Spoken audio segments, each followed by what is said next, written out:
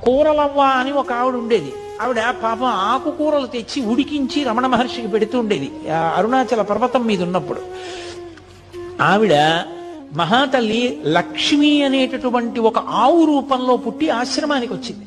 మహర్షి చెప్తూ ఉండేవారు, ఈవిడ కూరలవ్వ ఇప్పుడు లక్ష్మి అన్న గోవుగా వచ్చిందని చెప్పేవారు.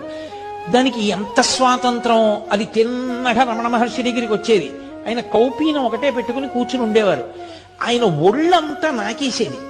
నాకేస్తే నాలుక గరుగ్గా ఉంటుందేమో, ఆయన ఒళ్ళు ఎర్రగా అయిపోయేది. ఎర్రగా అయిపోయిన తర్వాత వెళ్ళిపోయేది.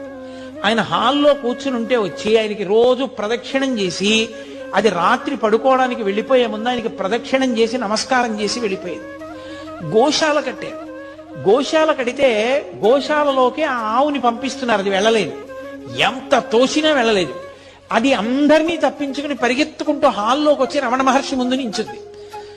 ఆయనకి అర్థమైంది, ఓ నేను గృహప్రవేశం చేస్తున్నాను గోశాలలోకి, మీరు లేకపోతే ఎలా రమ్మంటోందని. ఆయన లేచి వచ్చారు. ఎందుకు దాన్ని అలా ఇబ్బంది పెడతారు, అది నేను వచ్చాక గృహప్రవేశం చేస్తానంటోందన్నారు. అప్పుడు భగవానులతో కలిసి అది గృహప్రవేశం చేసింది. దానికి అంత చేరిక, ఎంతమందిలో ఉన్నా సరే అది టీవీగా నడిచి వచ్చి రమణ మహర్షి దగ్గరికి వచ్చి ఆయన్ని నాకేసి ఆయనకి ప్రదక్షిణం చేసి నమస్కారం చేసి వెళ్ళిపోయింది. ఆఖరణ దానికి ప్రాణం పోయేటప్పుడు కూడా అలాగే ఉగ్గపట్టుకుంది ప్రాణాలు. రమణ మహర్షి వెళ్ళి దగ్గర కూర్చుని ఒళ్ళో తల పెట్టుకుని, ఏమ్మా బాధగా ఉందా లక్ష్మి అని ఒళ్ళు నిమురుతుంటే ఆయన వంకే చూస్తూ ప్రాణం వదిలేసింది. ఇప్పటికీ రమణ మహర్షి ఆశ్రమంలో సమాధులుంటాయి. వెనక్కి వెళ్ళి చూస్తే అందులో ఆ లక్ష్మి, గోవు అని ఆవు బొమ్మేసి సమాధి ఉంటుంది.